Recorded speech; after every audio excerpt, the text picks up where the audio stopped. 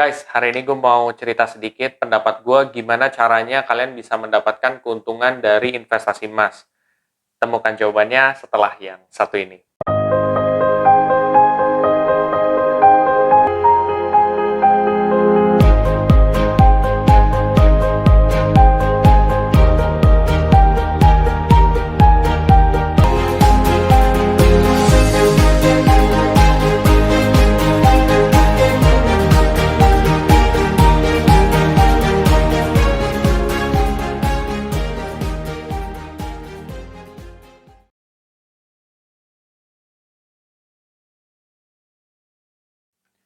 Nah, buat teman-teman semua mungkin yang masih pemula atau kalian yang baru mau meranjak mencoba untuk nabung emas atau mungkin sebagian ada yang nyebutnya investasi emas gitu, terserah ya.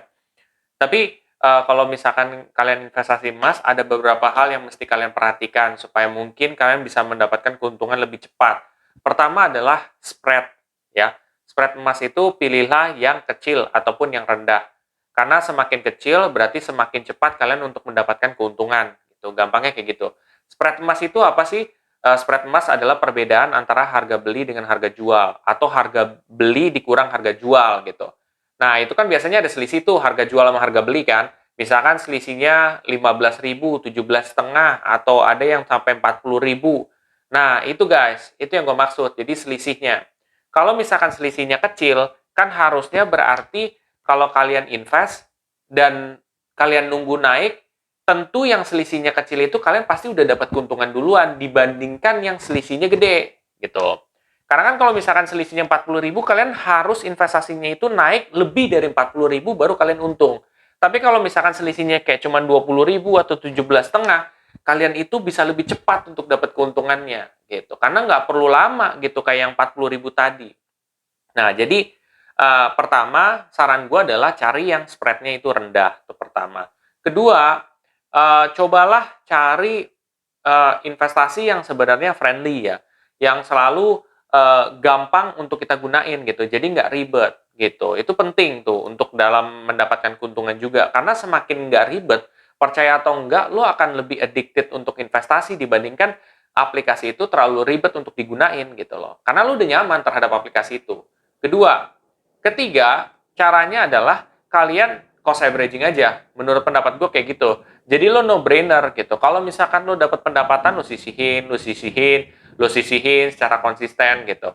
Itu sih trik gue juga gitu loh. Jadi kan aset ada banyak ya guys. Ada yang emas, ada yang lo berbentuk aset yang growing banget tuh kayak saham, reksadana, ya kan? Atau mungkin ada yang kalian mau coba cryptocurrency gitu.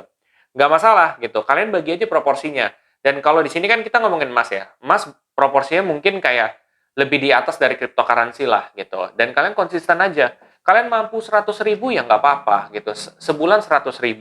Ya 100.000 kalau kalian kaliin sama 12 bulan kan udah dapat berapa tuh? 1.200.000. 1.200.000 kalau kalian bisa konsisten aja selama 5 tahun, 10 tahun itu udah berapa? 1.200.000 dikaliin aja tuh. Sama 5 udah berapa? Udah 6 juta gitu. Kalau 10 tahun udah berapa? Udah 12 juta mungkin. Nah, itu berdasarkan harga saat ini loh. Ya kan kalau misalkan dalam jangka waktu 5 tahun dan 10 tahun itu kan growing juga gitu.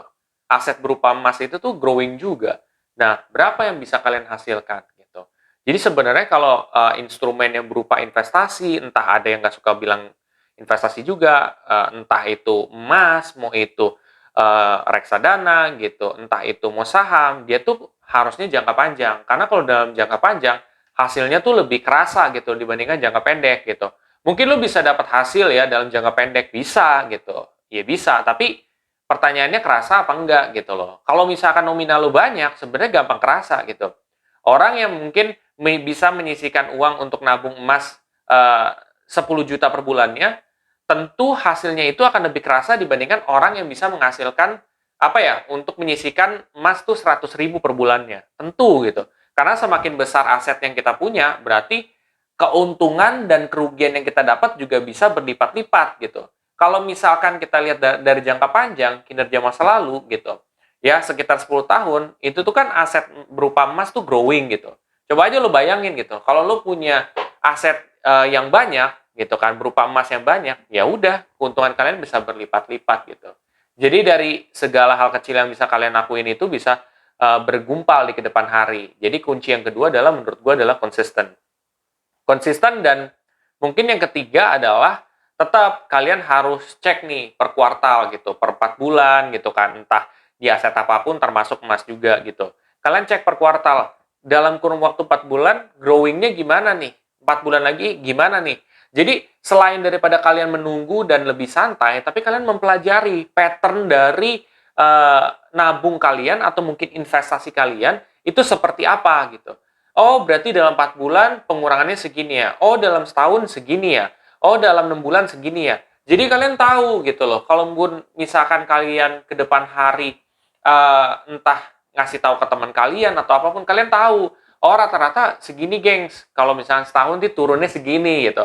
Kalau misalkan dalam 5 tahun segini nih kemungkinan untuk profitnya gitu.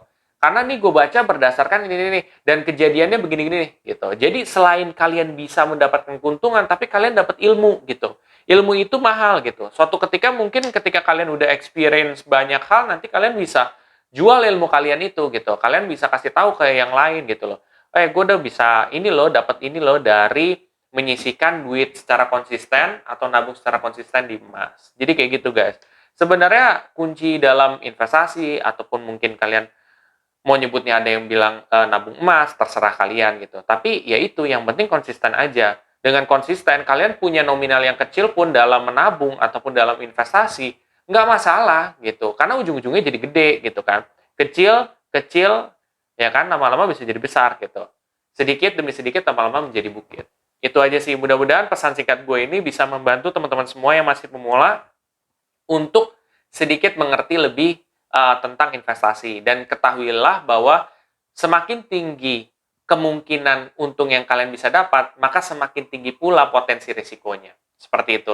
Kalau kalian merasa video ini sangat bermanfaat, kalian bisa share aja ke teman-teman kalian yang lain. Dan jangan lupa untuk subscribe, like, dan komen di video gue. Sampai jumpa di video gue selanjutnya. Terima kasih.